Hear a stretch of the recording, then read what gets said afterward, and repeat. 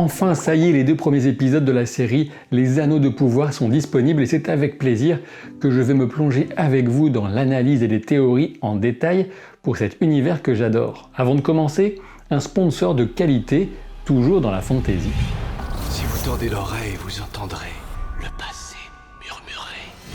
Aujourd'hui, sachez que le film Les Animaux Fantastiques, les secrets de Dumbledore est disponible en VOD sur plusieurs plateformes. Dit autrement, on peut enfin le louer ou l'acheter et vous trouverez également le film en DVD Blu-ray et édition collector 4K. Réalisé par le très talentueux David Yates, à qui on doit entre autres les 4 derniers films Harry Potter, le film est visuellement très impressionnant, aussi bien dans ses effets et duels magiques que ses créatures, mais aussi ses nombreux décors. Le film s'adresse autant aux passionnés du monde des sorciers qu'à ceux qui cherchent avant tout une aventure familiale et spectaculaire. On y retrouve certaines créatures merveilleuses au centre de l'intrigue, ainsi que de belles prestations d'acteurs, en particulier de la part de Jude Law, profond et bienveillant en Albus Dumbledore, et de Mads Mikkelsen qui déploie le charisme vénéneux du grand méchant Gellert Grindelwald, sans oublier Eddie Redmayne, toujours aussi introverti et charmant, en Norbert Dragono. Pour savoir où regarder le film, vous trouverez un lien en description de la vidéo ainsi qu'en commentaire épinglé. Merci à Warner, partenaire de cette vidéo, pour cette mise en avant du 3e volet des Animaux Fantastiques.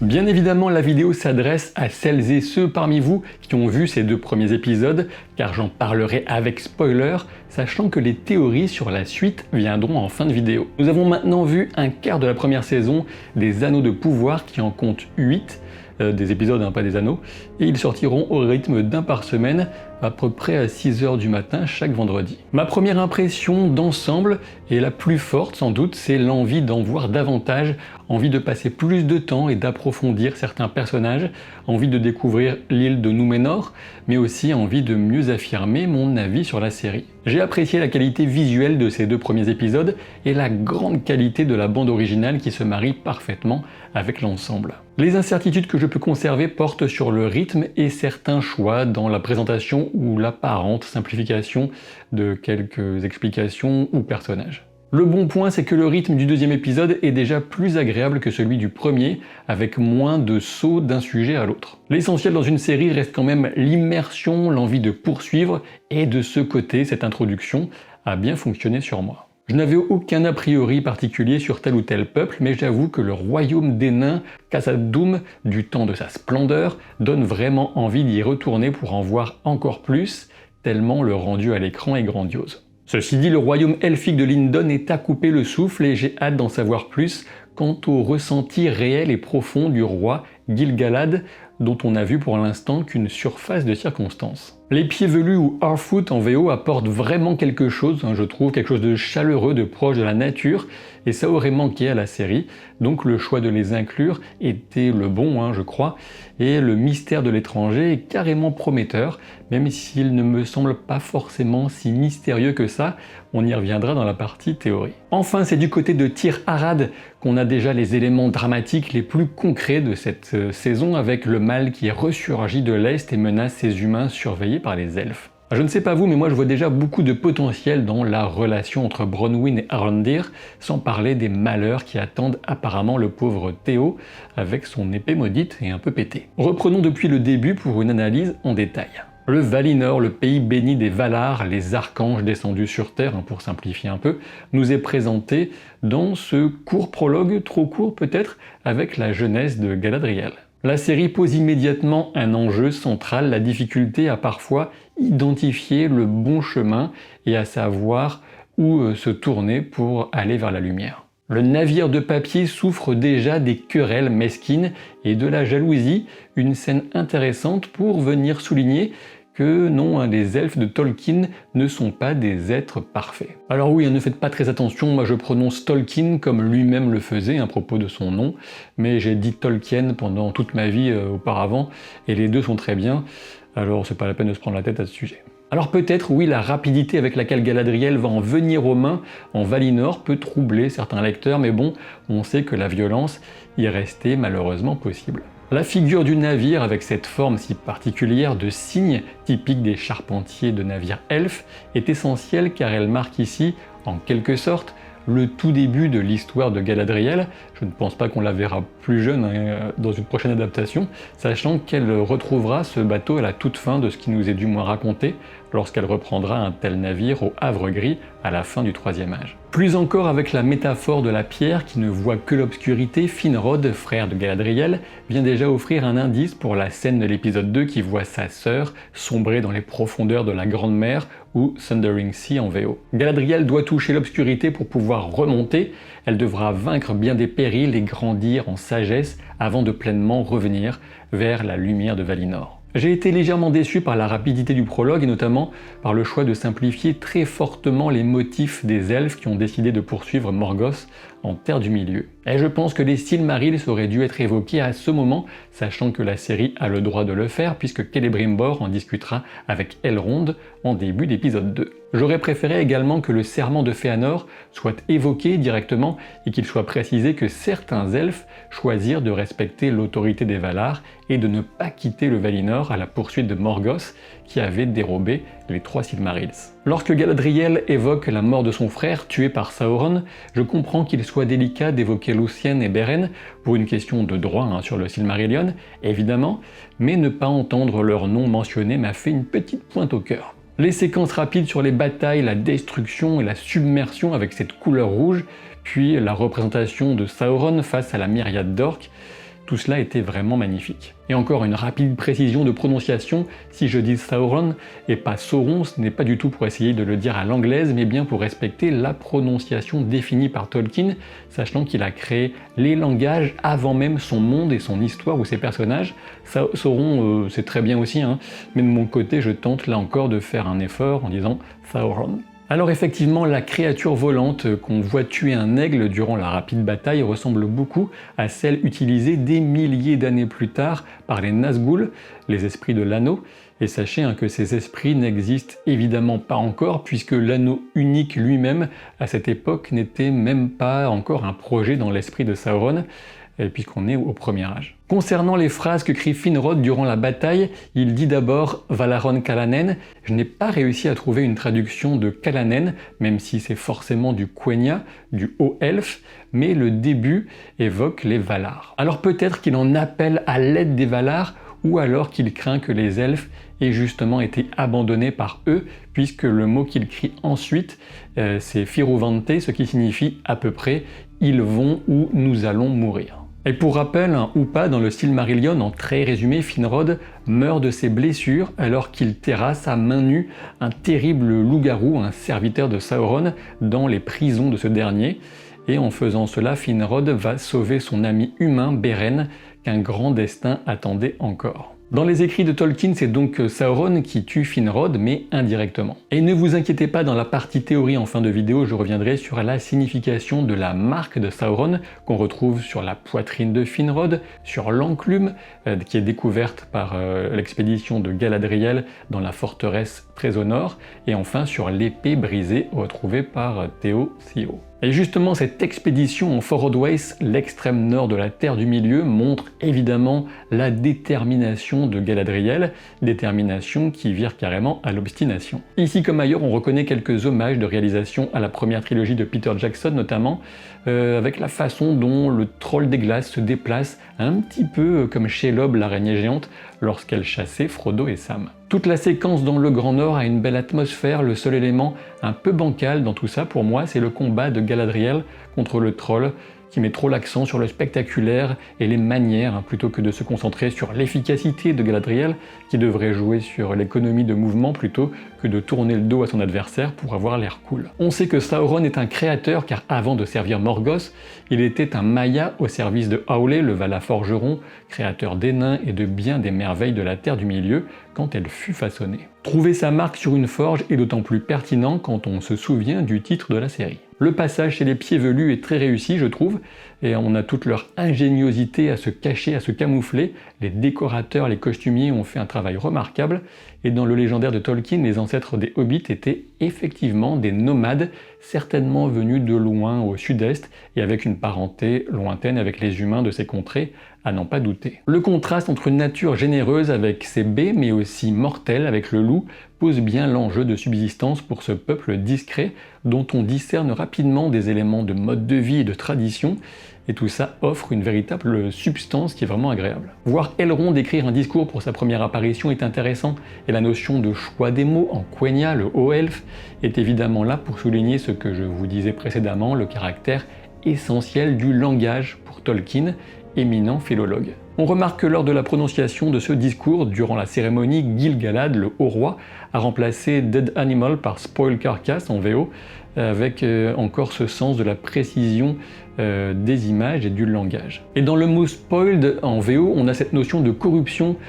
qui reviendra justement lorsque Gil-galad la verra ronger une feuille tombée alors que passe au-dessus de sa tête la météorite. On pourrait dire beaucoup sur les échanges entre Galadriel et Elrond. Il est vrai que j'aurais sans doute préféré quelques références de plus à l'idée que Galadriel est nettement plus ancienne et de haute ascendance.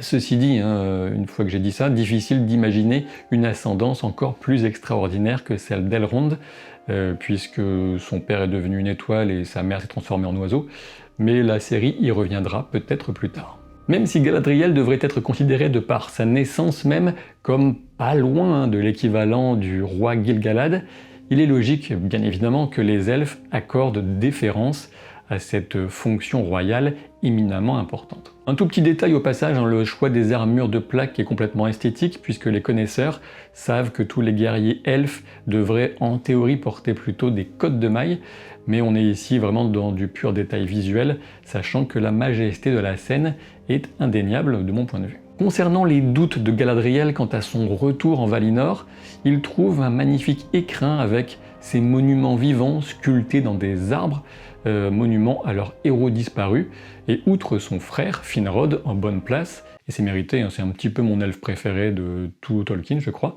on distingue une figure accompagnée d'un chien. Il pourrait s'agir d'un clin d'œil à Huan, un chien très particulier au rôle important dans l'histoire de Beren et Lúthien.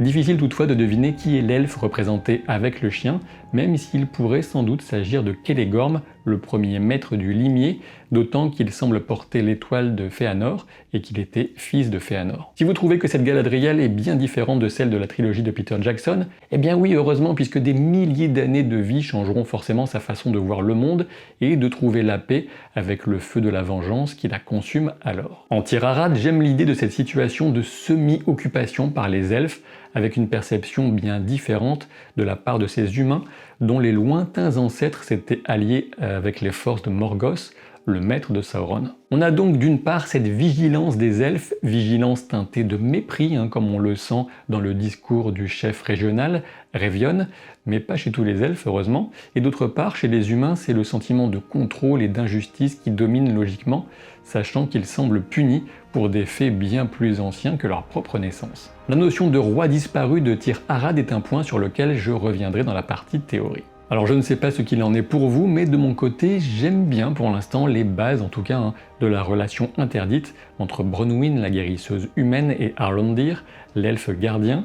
On y retrouvera nécessairement le questionnement sur la mortalité et l'étrangeté réciproque des elfes et des humains les uns pour les autres, une thématique majeure chez Tolkien. Le choix de Galadriel alors que ses compagnons sont embrassés par la lumière divine est un incroyable renoncement à une félicité sans fin. Et oui, puisqu'elle fait le choix de chercher la lumière dans l'obscurité, suivant le conseil de son frère, plus ou moins, en se jetant littéralement dans les profondeurs de la mer, confiante sans doute dans une forme de destin plutôt que dans sa capacité, potentiellement réelle d'ailleurs, de pouvoir nager jusqu'au rivage, jusqu'à la terre du milieu. Parce qu'ils sont endurants les elfes à l'époque. Il faut se souvenir des pouvoirs de préscience de Galadriel, exprimés notamment au Troisième Âge, au travers du miroir d'eau, on le voit dans la trilogie bien sûr, mais elle n'a sans doute pas encore conscience de ses pouvoirs à ce moment, même s'ils sont forcément déjà présents en elle.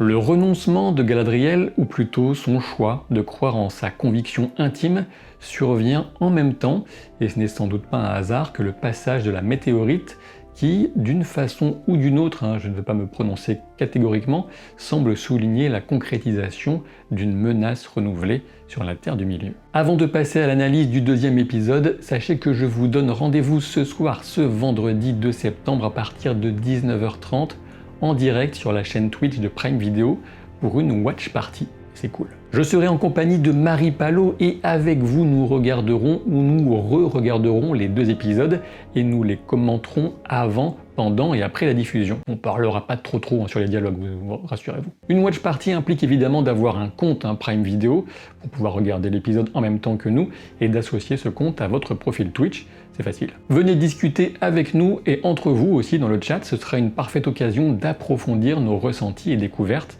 sur ces deux premiers épisodes. L'épisode 2 donc nous offre le générique d'introduction de la série avec la musique composée par Howard Shore, sachant qu'on doit tout le reste de la BO à Bear McCreary. L'idée du générique est une métaphore, je pense, celle de la création par la musique.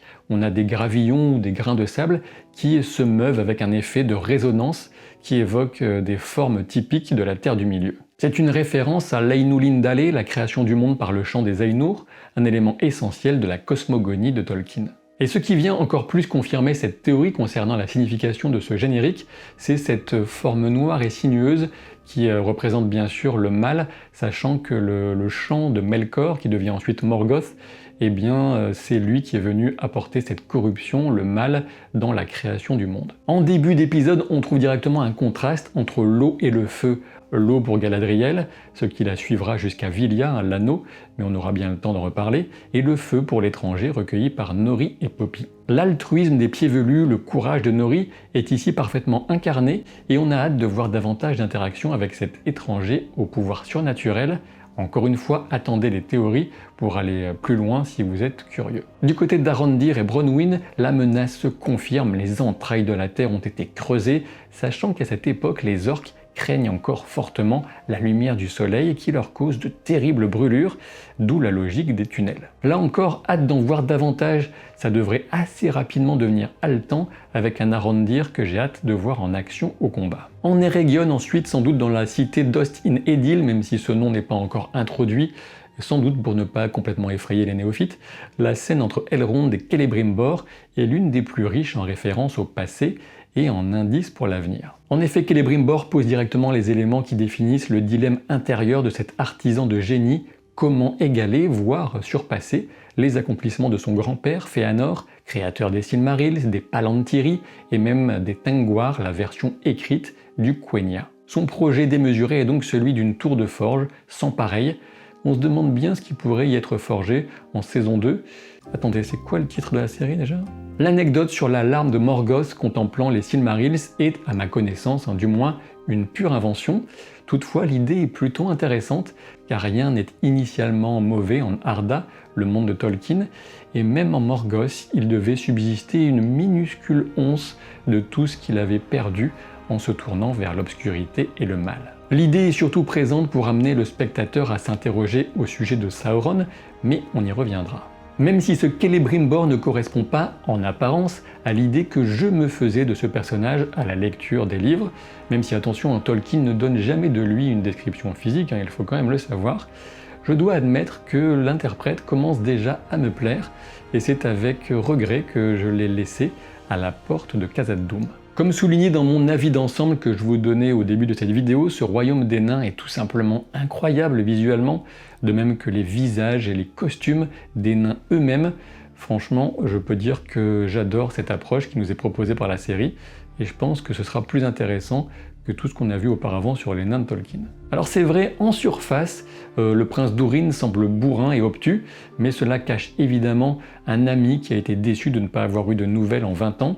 Alors franchement, je trouve que ça se devinait dans son comportement, mais le fait qu'on puisse le deviner, ça ne le rend pas moins sympathique. Je ne sais pas ce que vous en pensez, mais j'ai l'impression qu'Elrond a volontairement perdu le duel de destruction de pierre en bon diplomate.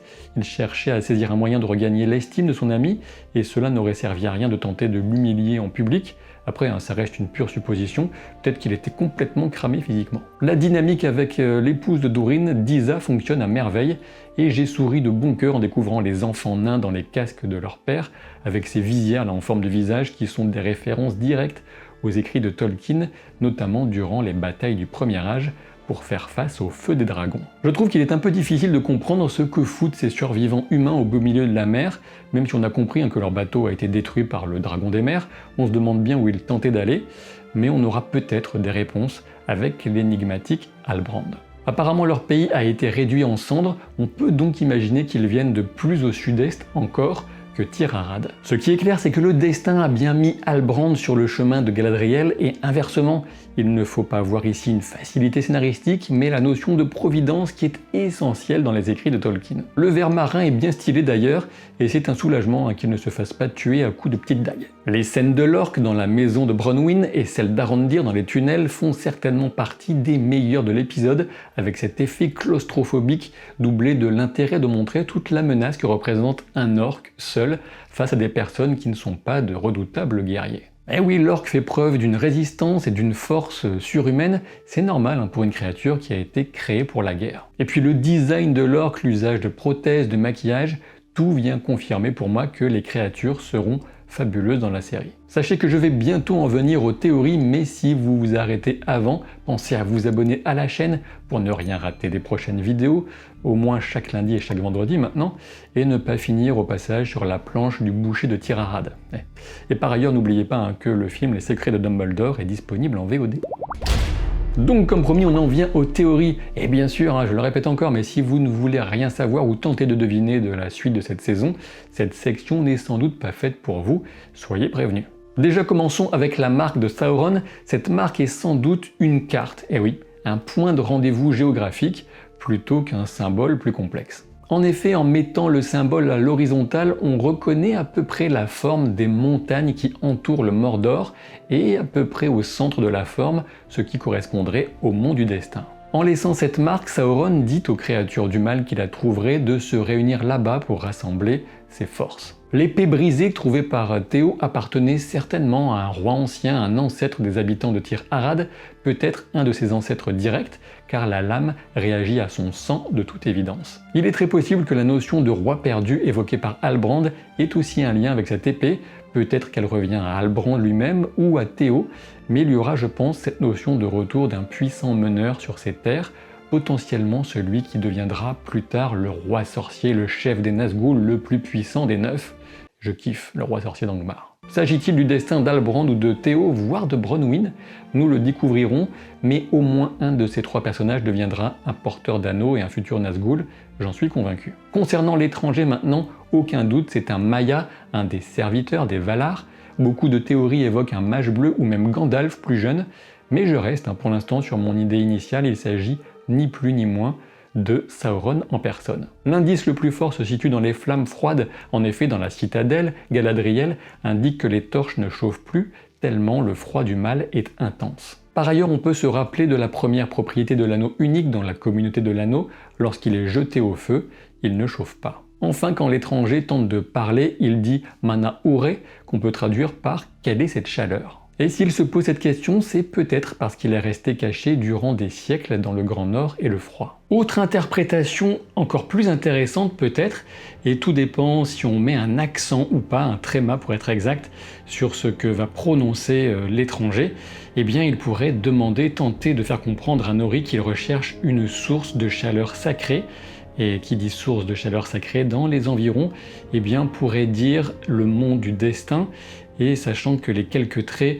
qu'il va schématiquement tracer dans le sol pourraient correspondre au Mordor, et là encore une fois ça renforcerait a priori la piste de Sauron. Et s'il arrive en météorite, c'est je pense pour donner de la crédibilité à l'idée qu'il serait un envoyé des Valar, et s'il a perdu la mémoire, c'est peut-être pour tenter d'échapper à la vigilance des Valar, voire d'essayer une dernière fois un nouveau départ en quelque sorte pour redécouvrir ce qu'il veut vraiment être en Terre du Milieu. Quand l'étranger parle aux Lucioles, elle meurt et son premier réflexe est souvent la violence, l'usage de ses pouvoirs, comme quelqu'un qui aurait longtemps été traqué. Et les malheurs commencent déjà autour de lui avec la cheville brisée du père de Nori, on peut dire que l'étranger pourrait porter la poisse. Et enfin, preuve ultime, Sauron a failli être emporté à sa perte par une brouette en roue libre, et rien que pour cette image, je veux vraiment qu'il s'agisse du premier des serviteurs de Morgoth, parce que c'est rigolo. Certains diront que Sauron ignore l'existence des hobbits au troisième âge, mais en réalité c'est plus subtil que ça.